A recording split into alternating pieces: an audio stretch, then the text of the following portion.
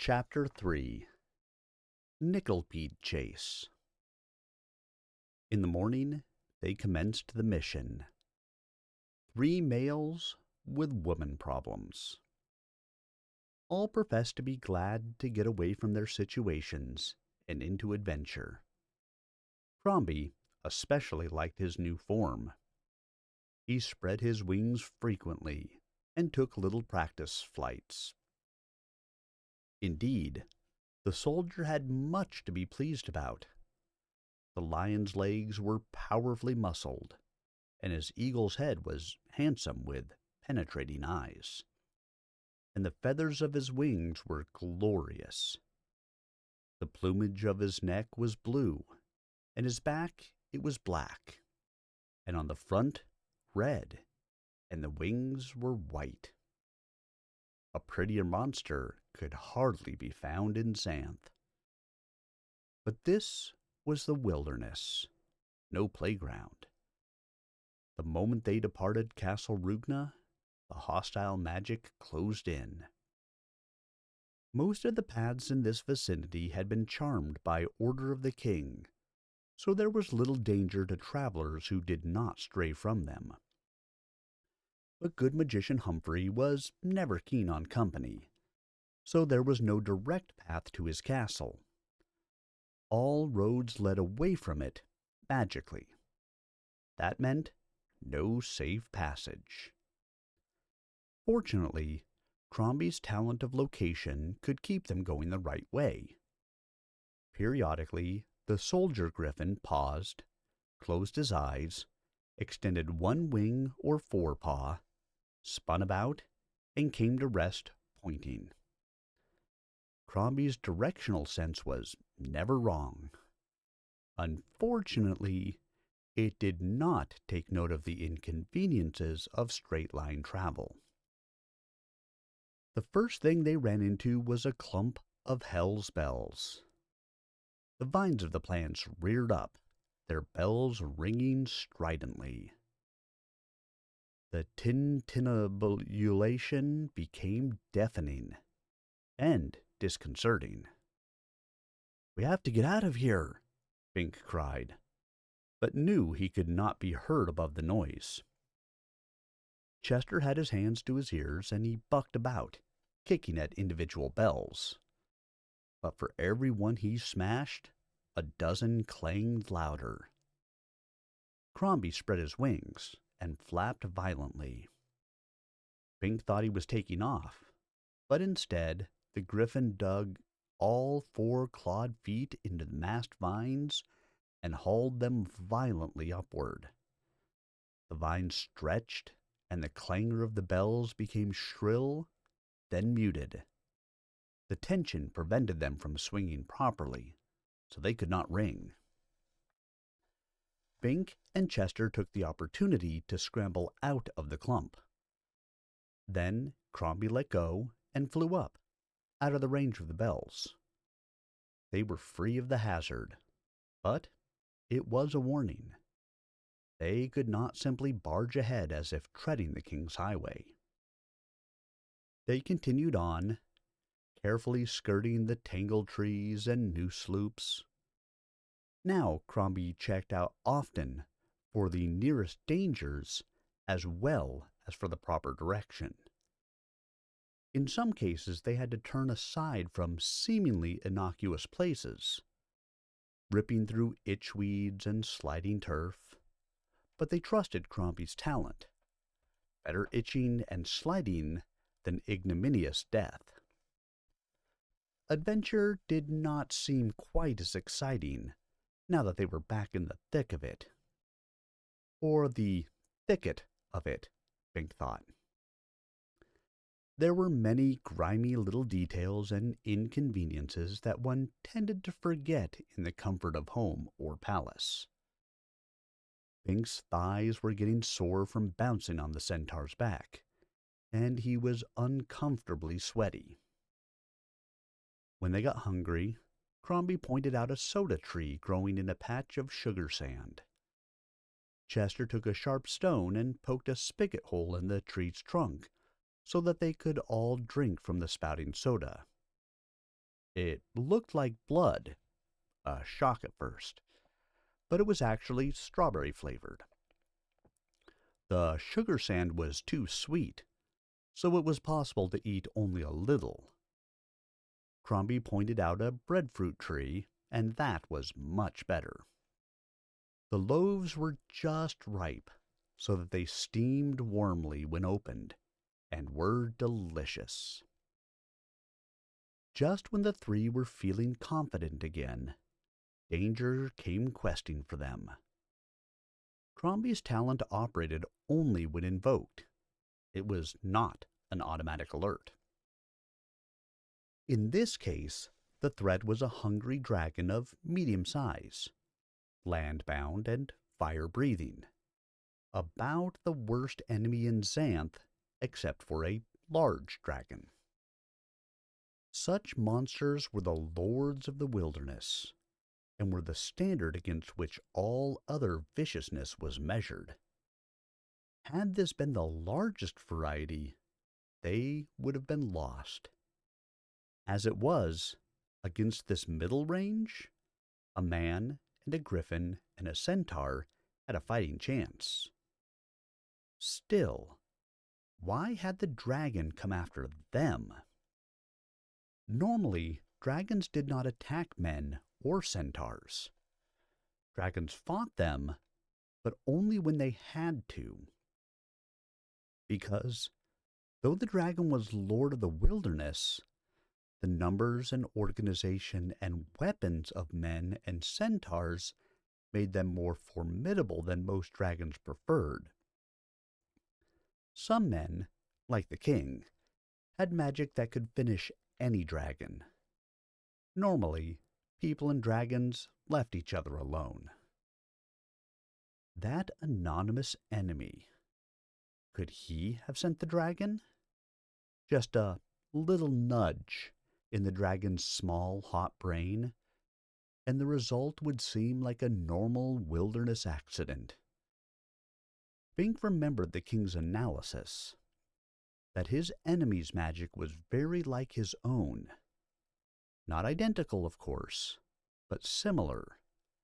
Therefore, insidious. Then his eyes spotted a little mound of dirt, seemingly freshly deposited. The magic mole here? All Xanth must be infested with the creatures. Both Crombie and Chester had fighting hearts, but Bink ultimately depended on his secret talent. The trouble was, that protection did not necessarily extend to his two friends. Only by joining the fray directly could Bink hope to help them, for then his talent might have to save them all to save him. He felt guilty about this, knowing that his courage was false. They could die while he was charmed. Yet he could not even tell them about this. There was a lot of this kind of magic in Xanth. It was as if magic liked to clothe itself in superfluous mystery, by that means enhancing itself in the manner of a pretty woman. At any rate, they were caught in a level clearing, the dragon's ideal hunting ground. There were no large trees to provide either shelter or escape, and no local magic they could draw on fast enough. The dragon was charging, a jet of fire from its mouth. One good scorch from that flame would be enough to roast a man alive. Dragons found roasted man very tasty, it was widely rumored. Chester's bow was in his hands, an arrow nocked. He was well provisioned with bow, arrows, sword, and a length of pliant rope, and knew how to use them all. "Keep clear of the flame," he yelled. "He's got to build up a bellyful between shots. When you see him start to heave, Dodge sideways. Good advice. Any creature the size of a dragon was likely to be a trifle slow maneuvering, and that jet of fire needed careful aiming. In fact, they might be safest close to the monster so that they could dodge around it too quickly for it to orient. Not too close, for the dragon's teeth and claws were devastating. Crombie, however, also possessed claws, and his beak was as good in its fashion as teeth. He had the advantage of flight. He could maneuver faster than the dragon, despite his mass, though of course his weight was only a fraction of that of the dragon. But he was not a natural griffin, so would not be able to react with the same speed and precision as a true one. Bink himself was the weak link in the defense, or so it would naturally seem to the others. Bink, stand back, Chester cried, as Bink charged forward. Bink had no way to explain to the centaur his seeming foolishness. The dragon slowed as it came within a dragon's length, its eye on its most formidable opponent, the griffin.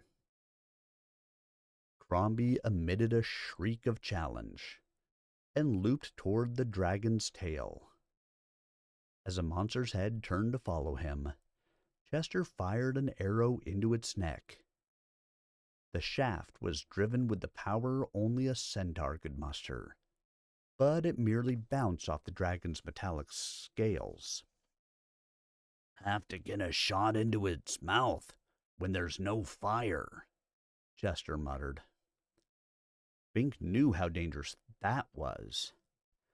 A clear shot into the mouth could be had only by standing more or less in front of the dragon while it opened its orifice, and normally it only did that to bite or fire. "Don't risk it," he cried. "Let Crombie find us an escape." But Crombie was out of hearing, and busy, and in any event, the ornery centaur was not in a mood to retreat. If they did not attack the dragon at their convenience, the dragon would demolish them at its convenience. Bink moved in with his sword, seeking a vulnerable spot. The closer he got, the larger the dragon seemed. Its scales overlapped. They might be proof against most arrows, but maybe not against a blade angled up between them. If he could penetrate the armor in the vicinity of a vital organ... Crombie dived at the dragon, screaming shrilly. The dive bombing of a griffin was a thing not even a dragon could afford to ignore. The dragon whipped about, its whole body coiling smoothly, its head striking upward in a circle to intercept the griffin. The huge jaws gaped, but it was not quite set for fire. It intended to bite off a wing or head, if it could. Its neck was bowed toward Bink, who was not regarded as a threat. Chester shot an arrow into that mouth, but his angle was bad, and the missile ricocheted from a tooth. Crombie came close, talons extended, banking to avoid those gaping jaws and score on an eye. Bink ran in close and rammed his charmed point into the splayed scales beneath the neck. The dragon's body was about as thick as Bink was tall, and each scale was the diameter of a spread-fingered hand, glossy blue and fringed with iridescence. Each edge was sharp as a knife. As Bink's blade sank in, those beautiful, deadly scales slid closer to his hand. Abruptly, He realized that his hand could be sliced apart before his sword did critical damage to the monster. It was indeed a futile thing for a man to attempt to slay a dragon. Bink's thrust, however, hurt, as the prick of a thorn could hurt a man.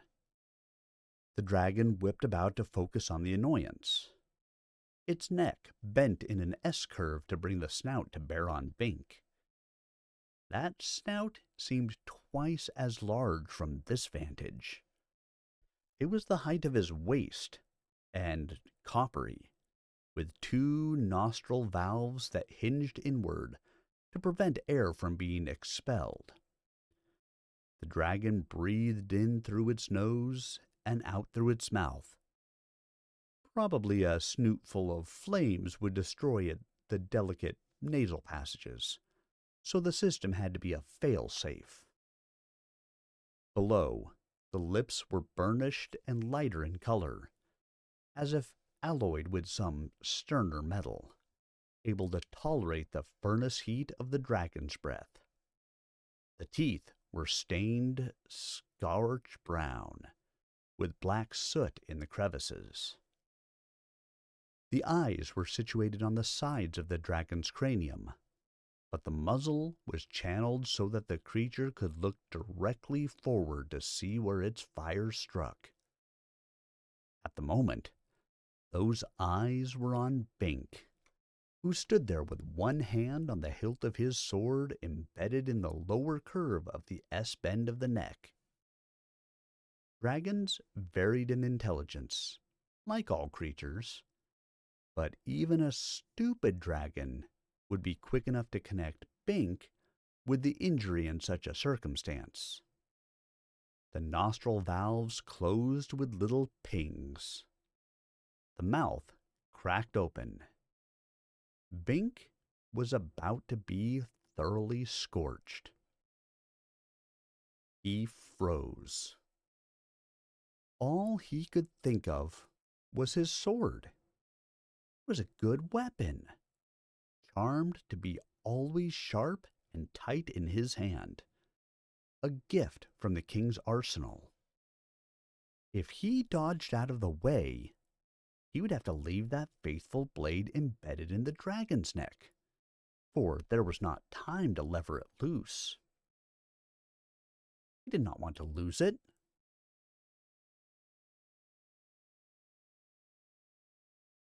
So he hung on, and was unable to move out of the projected path of flame. A roaring developed in the belly of the dragon. The throat opened into a round tube, ready to eject the column of fire. Bink was a standing target. Then, an arrow swished over Bink's still shoulder and down that open throat. A perfect shot by the centaur. Too perfect. Instead of penetrating the soft lining of the deep gullet and puncturing a vital organ, the arrow disappeared into the stirring flame. Now that flame came out, a deadly shaft of golden light, destroying the arrow, hurtling toward Bink's head. And the griffin crashed into the dragon's snout, bearing it down just as the fire emerged. The snout met the ground at Bink's feet. There was something like an explosion. The dragon's head was bathed in the blast, and a small crater was gouged out of the earth. The griffin just missed having a wing scorched. Bink was left standing there, sword in hand, at the smoking rim, unscathed. The griffin snatched Bink in his claws as the dragon reoriented. They were momentarily airborne as a second blast of fire passed beneath Bink's dangling feet. Crombie could not support Bink's weight long on the ground, let alone airborne. "Find an escape!" Bink cried. Use your talent. Surprised, the griffin dropped Bink in a pillow bush and performed his direction-pointing routine in midair. Meanwhile, the dragon coughed out several dusty fireballs, sprayed particles of soot, cleared its pipe, and charged after them. Chester galloped beside it, trying to get in another good shot. It was evident that this dragon was too tough for the three of them together. Crombie's right wing pointed to the side. Squawk! He cried. Chester looped back and cruised by. On my back! He cried. Bink leaped and sprawled across the centaur's rump. He started to slide off, grabbed wildly, caught a handful of mane, and righted himself while the centaur galloped on, head held low. Bink almost tumbled forward, but clasped his knees tightly and held on. He looked up and saw the dragon charging headlong at them. The monster must have looped back too. Chester! Bink screamed in panic. It's in front of us! Front hell! The centaur yelled from behind him. You're facing backward, Dodo. Oops, so he was.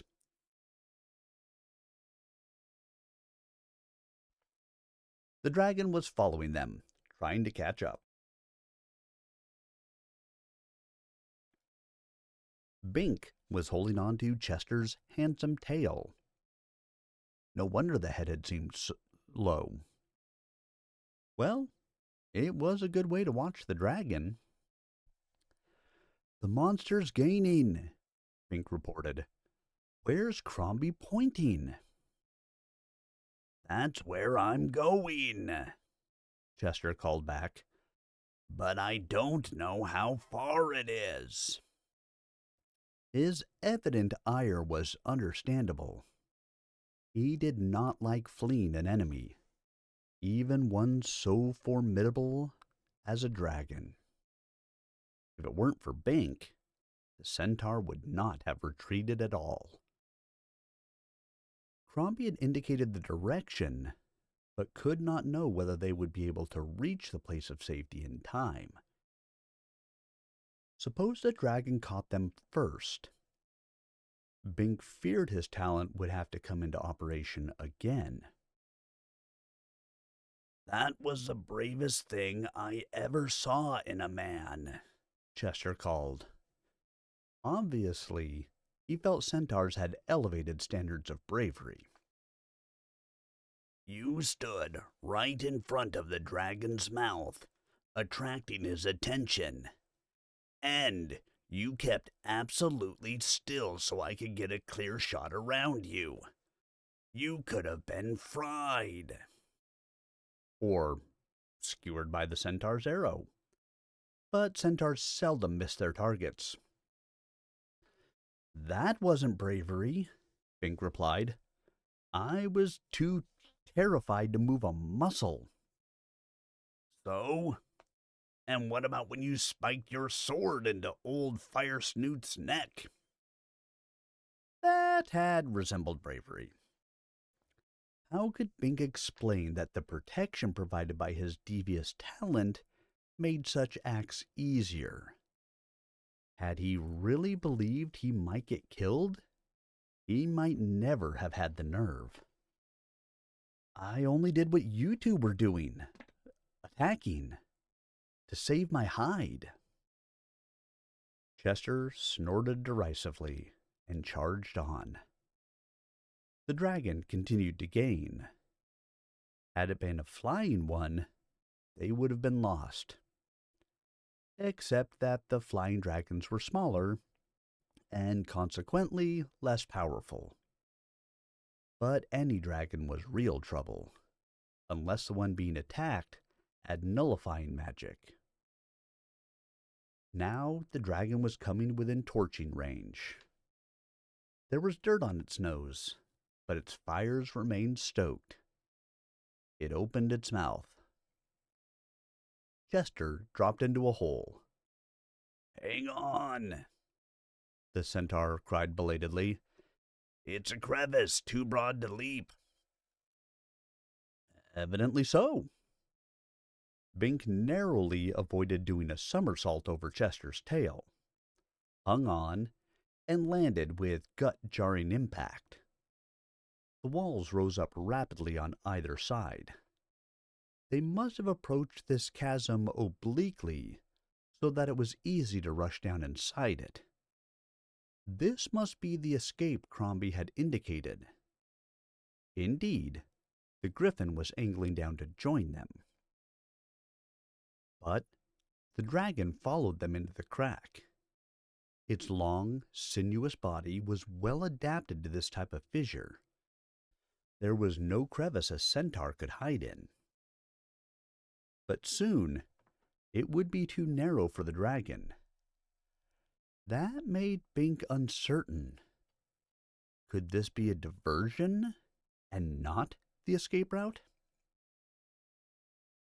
Suddenly, Chester skidded to a halt. "Don't stop!" Bink cried. "The monster's right behind us." "Some escape route that feather brain picked for us," Chester muttered with disgust. "We'd better fight the dragon." "We'll have to," Bink said, turning around to face the centaur's head. "We can't outrun it." Then he saw what had stopped Chester. "Nickelpedes!" he cried with new horror. The dragon saw the nickelpedes too. It skidded to a halt and tried to turn about, but the crevice was too narrow for effective circling. It might have looped up and over its own body, but that would have meant exposing its neck again, where it had already been stung. Crombie came to land between them. "This was your way out, Birdbrain?" Chester demanded as the nickelpedes scuttled close, forming living barricades wherever there were shadows, cutting off likely escape. "Squawk!" the griffin replied angrily. He understood both the language and the insult perfectly, though he could not reply in kind. He stood up, wings furled so they would not bang against the close walls and get smudged. He closed his eyes, whirled awkwardly, and pointed with a forepaw. But the paw was not firm. It wavered across half a circle. A few bold nickelpedes attacked. Each was girt with about 500 legs and a single set of pincers, and each had a taste for fresh meat. A single nickelpede could be killed, with a certain amount of effort and unpleasantness. 100 were insurmountable without extraordinary armor or magic. But the attempt had to be made, or if there was one thing worse than being roasted by a dragon, it was being gouged by nickelpedes. The dragon yelped. A nickelpede had clamped on its smallest front claw and was gouging out a disk of substance nearly an inch across. The dragon's claws were iron, but the nickelpede's pincers were nickel hardened by magic. They could gouge from almost anything. Chester chuckled grimly. Then the centaur leaped high, emitting a cry like a neigh. Another nickelpede had scooped out a piece of one hoof. Chester came down, stomping the little monster hard, but the nickelpede scuttled to the side, avoiding the blow, while others attacked Chester's remaining hooves, and the dragon chuckled. But their predicament was not funny. The crevice was deep, with a level footing below sheer vertical stone walls. It was too deep for Bink to jump out of. He might have made it by standing on Chester's back, but how would the centaur himself get out? The dragon could lift its head that high, but not its 4 feet. Only the griffin might escape, except that the narrowness of the cleft prevented him from spreading his wings far enough. He had glided into a landing, but taking off required more vigorous action and lift. With Chester's help, he might get high enough. But again, what about Chester? They were trapped as much by the situation as by the walls.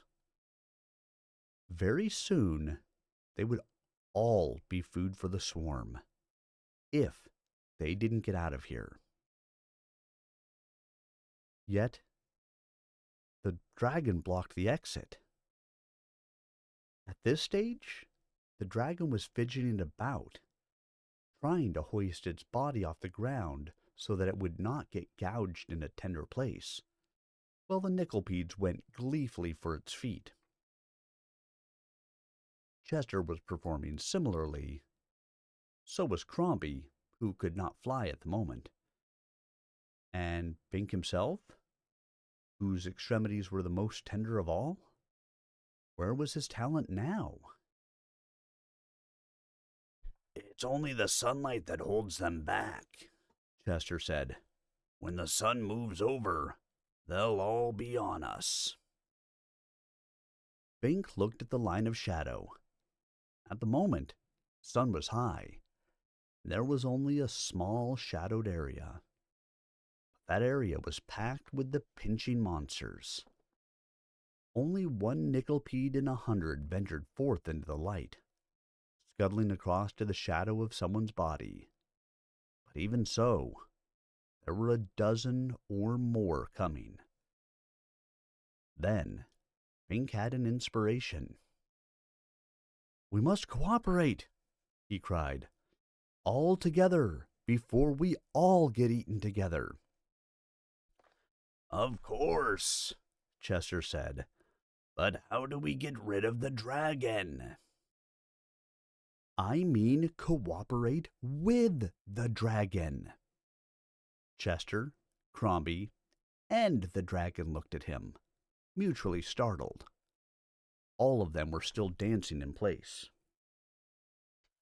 A dragon's too dumb to cooperate, even if it wanted to, Chester objected. Even if there were any point, there's just a pilot light in the monster's brain. Why help it eat us? There would have to be a truce, Bink said. We help it, it doesn't eat us. The dragon can't turn about. It can't lift its body off the ground for any length of time. So it is vulnerable, just as we are. But it can fight the Nickelpedes much better than we can. So if we protect its flank... Flame! Chester exclaimed.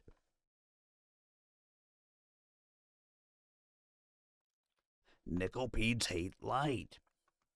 And flame has lots of light. Right, Bink said. So if we protect its dark side and its feet. And its back, Chester added, glancing at Crombie. If it will trust us. It has no choice, Bink said, moving toward the dragon. It doesn't know that. Watch out, it'll scorch you. But Bink, protected by his magic, knew he would not get scorched. He walked up to the nose of the dragon and stood before the copper nostrils. Wisps of smoke drifted up from them. There was a little leakage when the system was idle.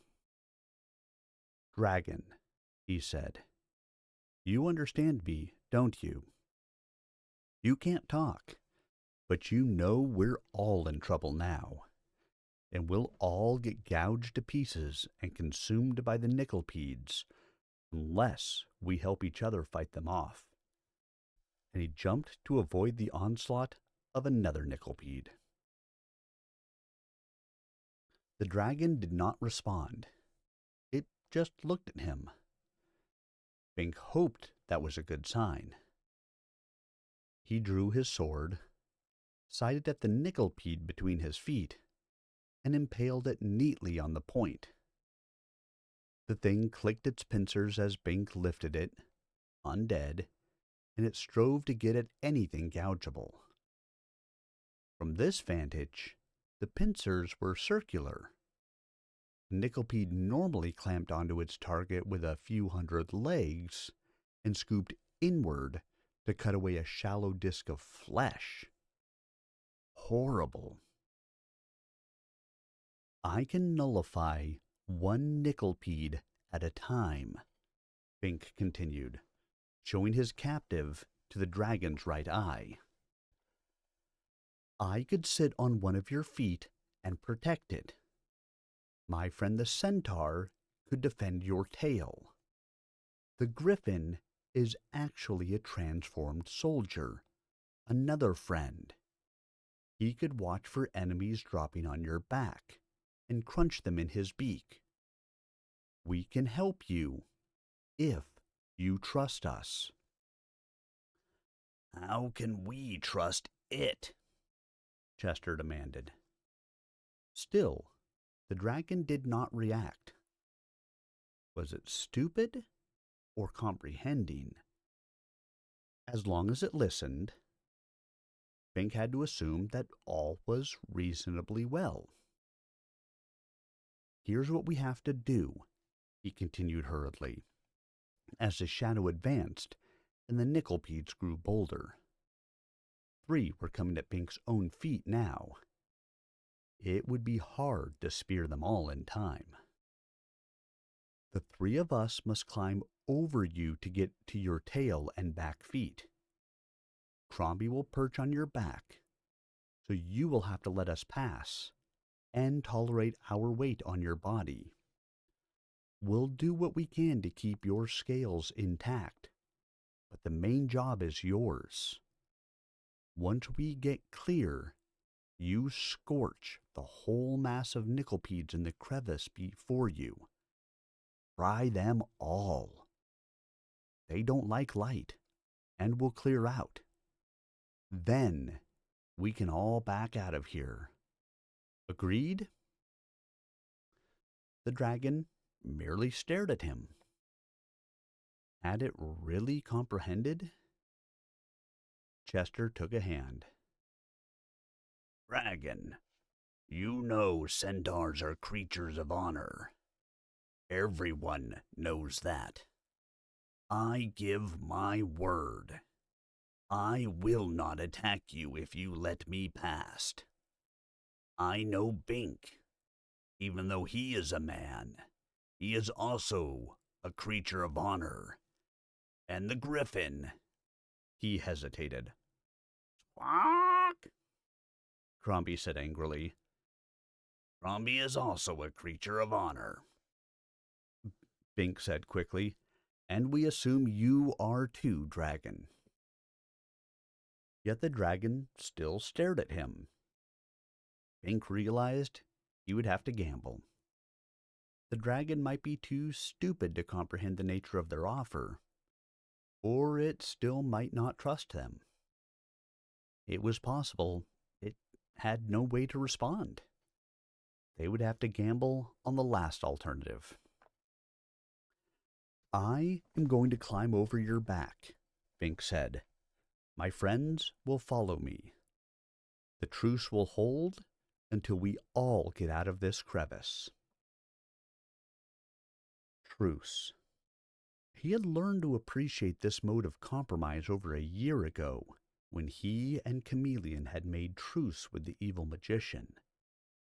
That arrangement had saved them all from disaster in the wilderness. It seemed no enemy was too awful to deal with in tune of sufficient peril. He addressed the silent dragon again. If you don't believe me, scorch us now and face the Nyctalpides alone. Bink walked boldly around the dragon's head to the base of the neck, where the front legs projected. The dragon did not scorch him. He saw the wound he had made in the neck, dripping ichor that a Nyctalpide was greedily eating as it landed. The little monster was gouging discs out of the stone floor to get every last bit of the delicacy puddling there. The Nyctalpides had to be the most rapacious monsters for their size in all the land of Xanth. Bink sheathed his sword after wiping off the impaled Nyctalpide, then stretched up his hands and jumped. His head and chest cleared the top of the leg, and he was able to scramble over the scales. Because they were lying flat, they did not cut him, so long as he did not rub them the wrong way. The dragon did not move. "Come on, Chester, Crombie," he called back. Prompted by his call and the encroaching Nyctalpides, the two creatures followed. The dragon eyed them warily, but held its flame. Soon the three assumed their battle stations. Just in time. The Nyctalpides had massed so thickly that the shadowed walls were bright with their highlights. The shadow was advancing inexorably. "Blast out the passage ahead," Fink yelled to the dragon. "We're protecting your flank." And he drew his sword and speared another Nyctalpide on the point. The dragon responded by belching out a tremendous wash of fire. It scorched the whole crevice, obscuring everything in flame and smoke. It was as if a bolt of lightning had struck. Nyctalpides screeched thinly as they fell from the walls, burning, some even exploding. Success. "Very good," Fink said to the dragon, wiping his tearing eyes. There had been a fair backlash of hot gas. "Now back out." But the creature did not move. "It can't back," Chester said, catching on. "Its legs don't work that way. A dragon never retreats." Fink realized it was true. The dragon was limber, and normally it twined about to reverse course. Its legs and feet were structured for forward only.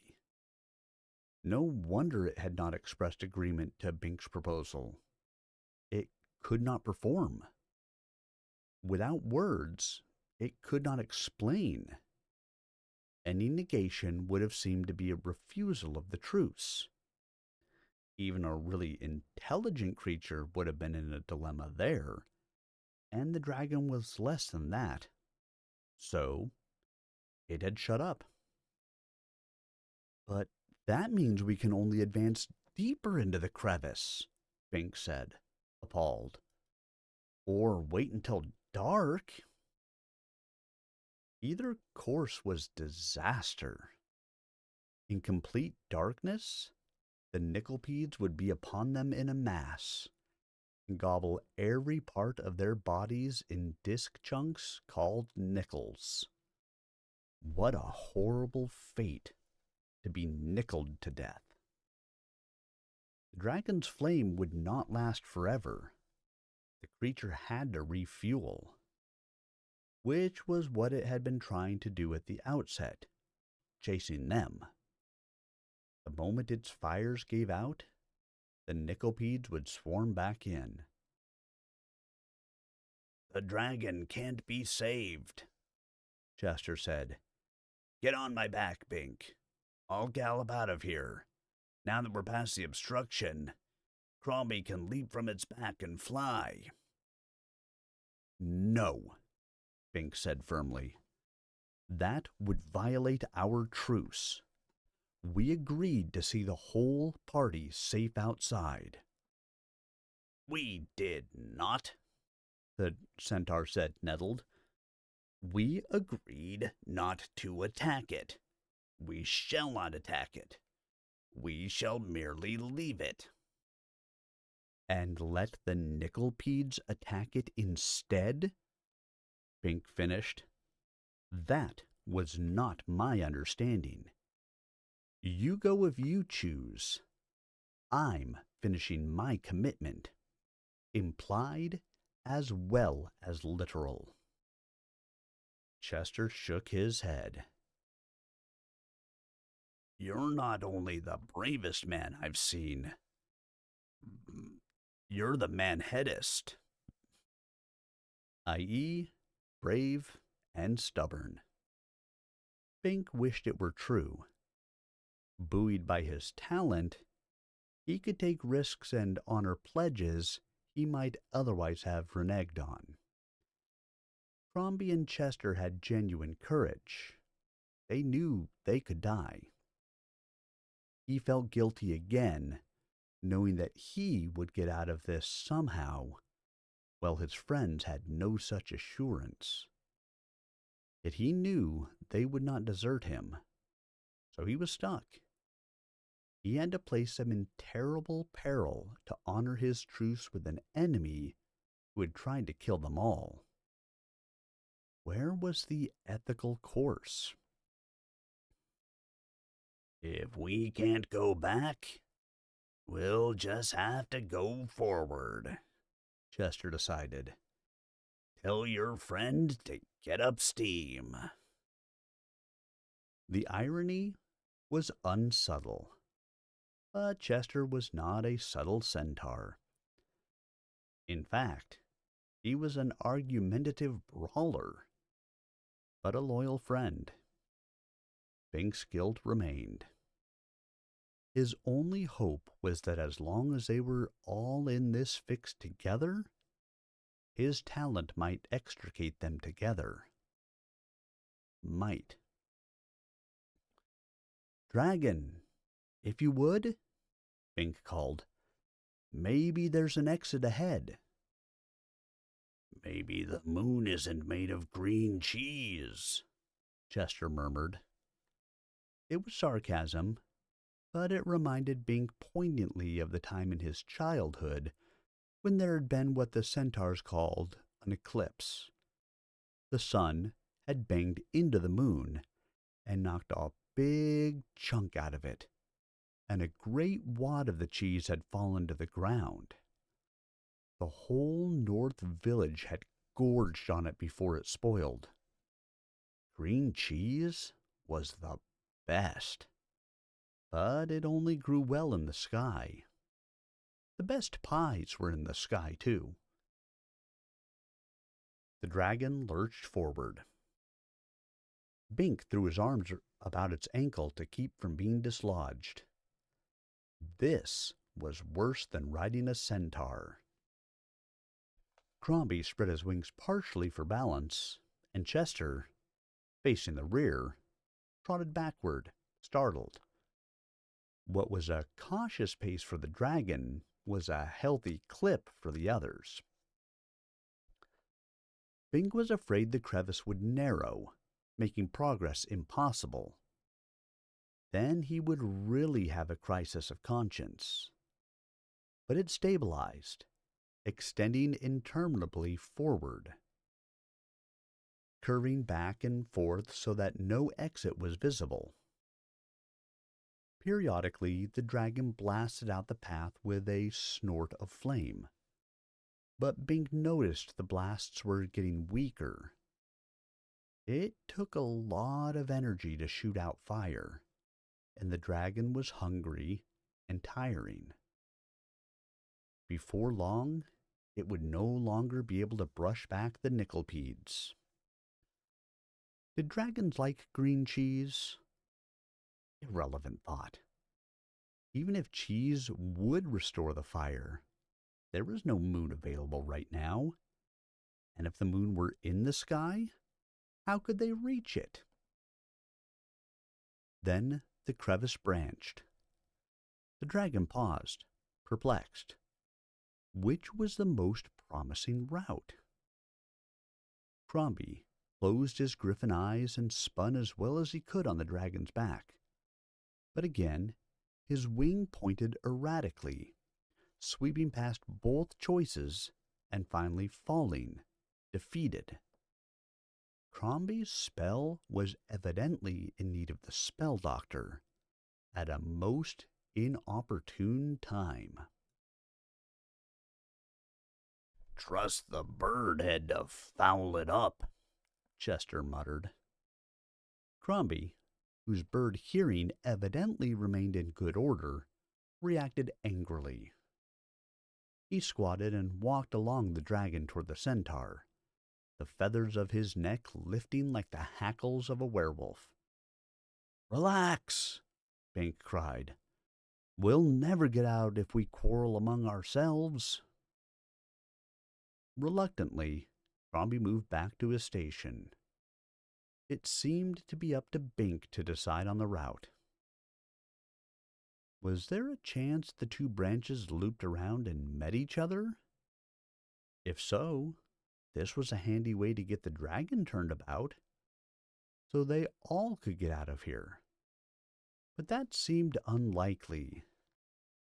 If it were this way, either path would do. "Bear left."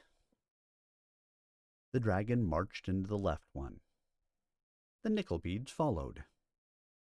It was getting harder to drive them off. Not only was the shadow advancing, the oblique angle of the new passage made a narrower shaft for the sunlight. Bink looked up into the sky and discovered that things were even worse than they had seemed. Clouds were forming. Soon there would be no sunlight at all. Then the nickelbeads would be bold indeed. The passage divided again. Oh no! This was becoming a maze, a deadly serious one. They got lost in it. "Left again," Bink said. This was awful. He was guessing, and it was getting them all deeper into trouble. If only Crombie's talent were operative here. Strange how it had failed. It had seemed to be in good order until they entered the crevice. In fact, it had pointed them here.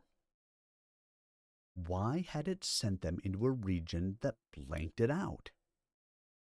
And why had Bink's own talent permitted this? Had it failed too? Suddenly, he was afraid. He had not realized how much he had come to depend on his talent. Without it, he was vulnerable. He could be hurt or killed by magic. No, he could not believe that. His magic had to remain, and Crombie's too.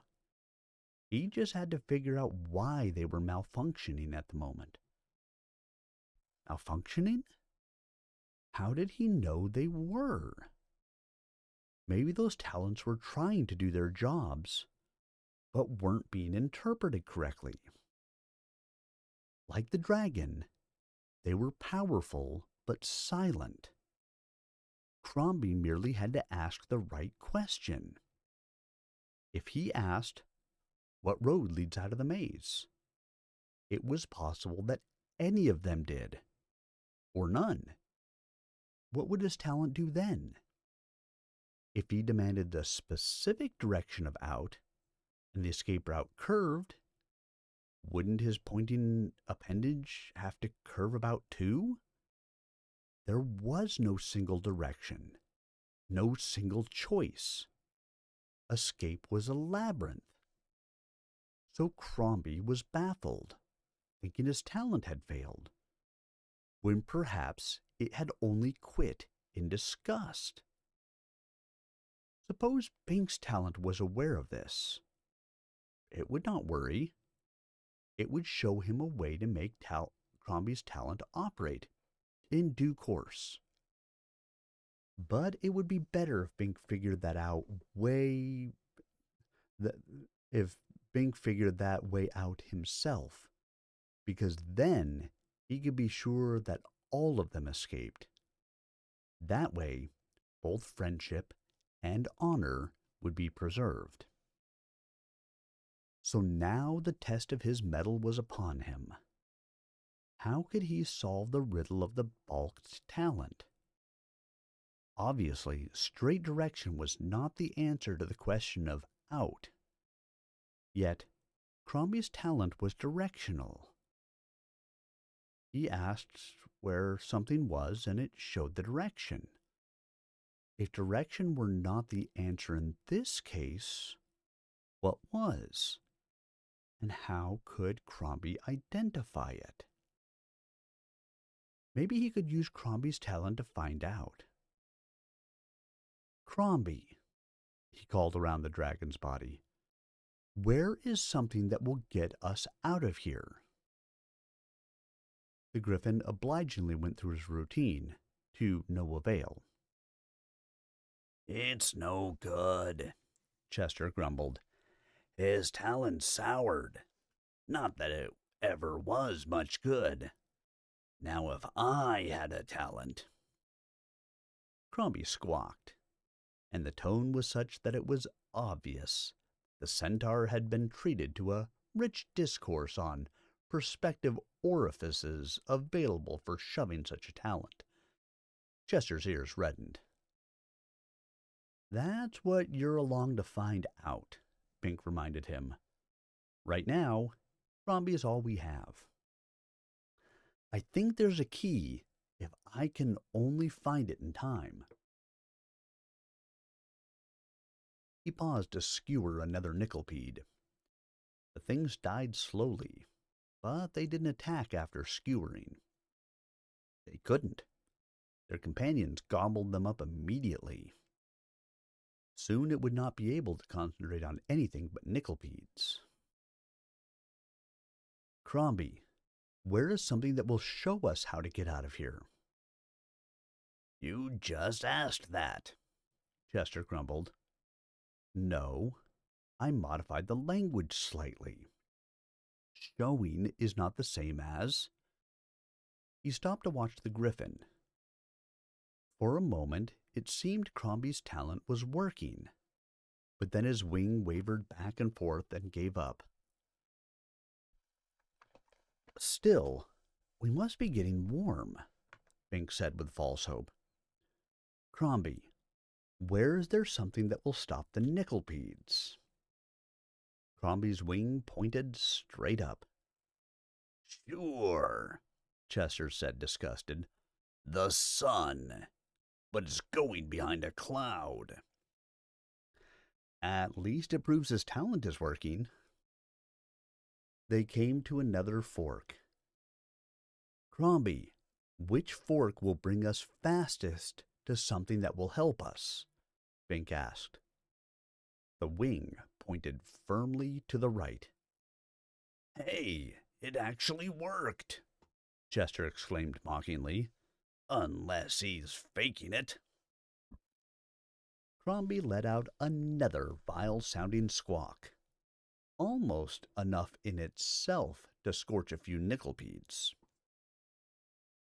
But now the cloud covered the sun, sinking the entire cleft in awful shadow.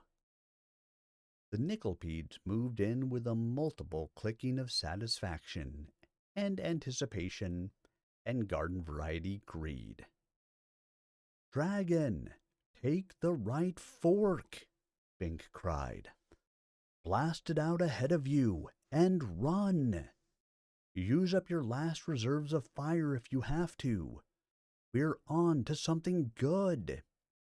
He hoped.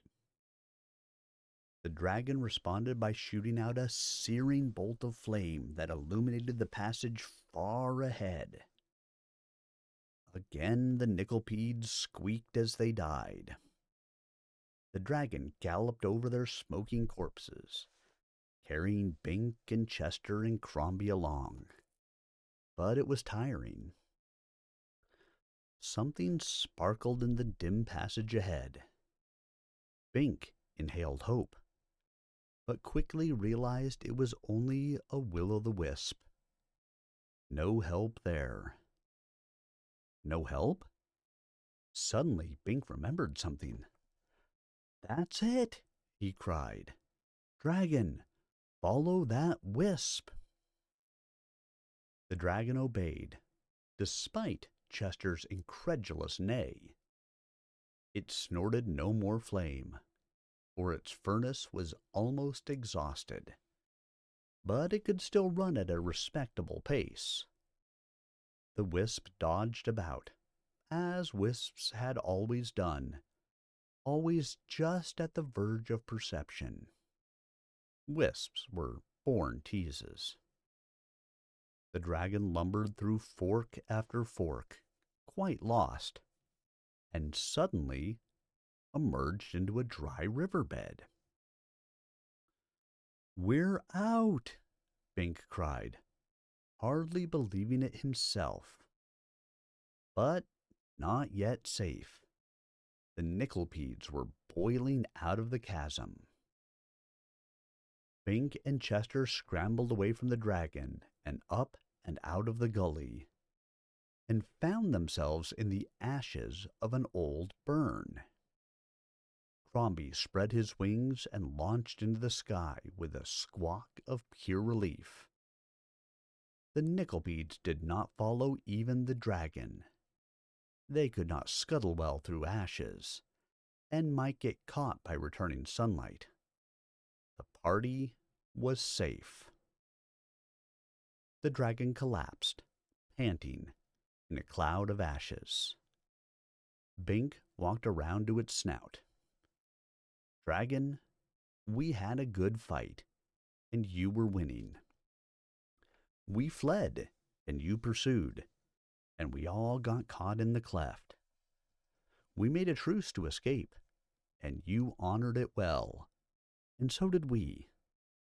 By working together, we saved all our lives. Now I would rather have you as a friend than an enemy.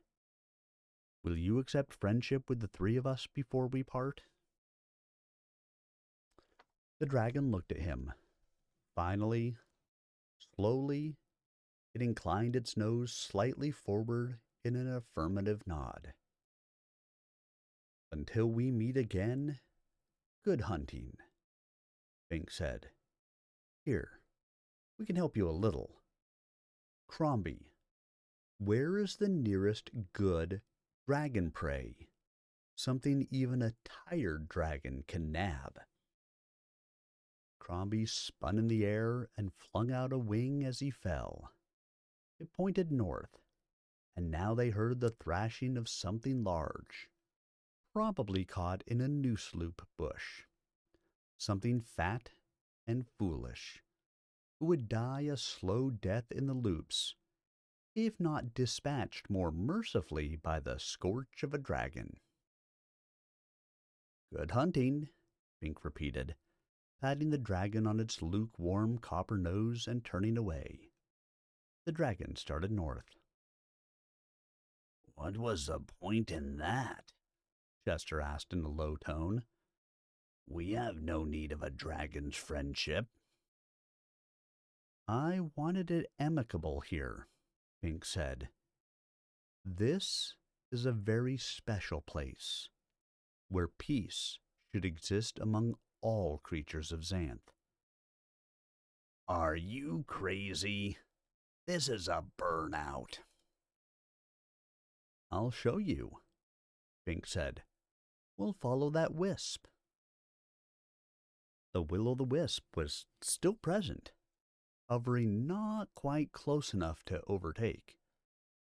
Look, Bink, Chester protested. We lucked out on that wisp, but we dare not follow it any farther. It'll lead us into destruction. Not this one, Bink said, following it. After a moment, Chester shrugged, gave a "what can you do" kick with his hind hooves, and followed. Crombie glided down to join them. Soon the wisp stopped at a glowstone marking a grave. As they approached, the stone lit up with the words, "Herman the Hermit." Uncle Herman, Chester exclaimed. You mean this is the place he... The place he saved Xanth from the Wiggles, Bink said, by summoning many creatures with his wisps, then setting a salamander fire to burn the Wiggles out. He gave his noble life in that effort, and died a hero. I knew the wisp would lead us here, once I recognized the burnout, because you are his kind and kin, and the wisps honor his memory. Crombie's talent located the wisp, and the wisp? Uncle Herman. Hero, Chester said, his face twisting into an unfamiliar expression. The belligerent centaur was unused to the gentle emotions of reverence and respect. Almost, it seemed, there was a forlorn melody played by a flute enhancing the mood. Bink and Crombie withdrew, leaving Chester to his contemplation in privacy. Bink tripped over a pile of dirt that hadn't been there a moment ago, and almost fell headlong. That was the only sour note.